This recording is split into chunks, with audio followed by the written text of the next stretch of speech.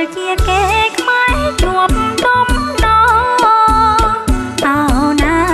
ខ្មែរជួបដំណសំណងកត់នឹងវិរបងខ្លោងទ្វាគោក្បាច់លំអសំណងកត់នឹងវិរបងខ្លោងទ្វាគោក្បាច់លំអថ្ងៃចាំងខ្លាំងថ្មីលោកលីបន្តសាមគ្គីបបស្មងសរាល់ថ្ងៃអោណាស្មងសរាល់ថ្ងៃវត្តមានព្រះចេតនទេឧបជាយើងនេអ្នកក៏តែងក៏ថ្លៃវត្តមានព្រះចេតនទេឧបជាយើងនេអ្នកក៏តែងក៏ថ្លៃនំបរិស័ទផ្លូវល្អរាល់ថ្ងៃច្រកត្រជាក់ក្រៃមិនលុបព្រះសង្ឃស្ដាអូណាមលុបព្រះសង្ឃស្ដា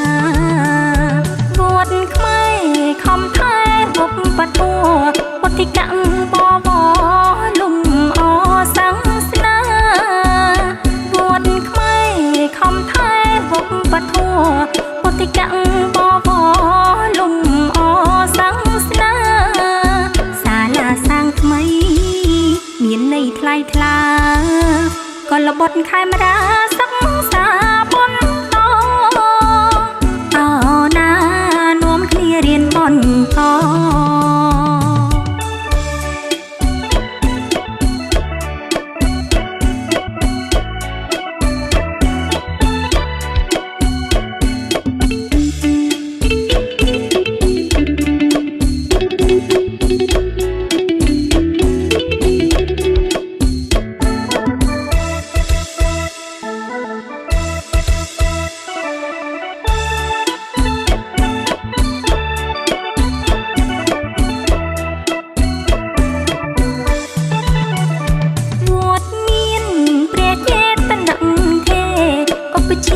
យើងនេ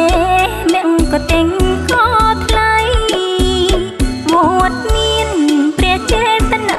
ទេឧបជាយើងនេអ្នកក៏តែងក៏ថ្លៃនំបរិស័ទផ្លូវល្អរាល់ថ្ងៃច្រកត្រជាក់ក្រៃមិនលុបព្រះសង្ឃស្ដាអូណាមលុបព្រះសង្ឃស្ដាវត្តខ្មែរខំថែវបបធัวពុទ្ធិកម្មបវរលំអសង្ឃស្នាវត្តខ្មែរខំថែវបបធัวពុទ្ធិកម្មបវរលំអសង្ឃស្នាសាលាសាងថ្មី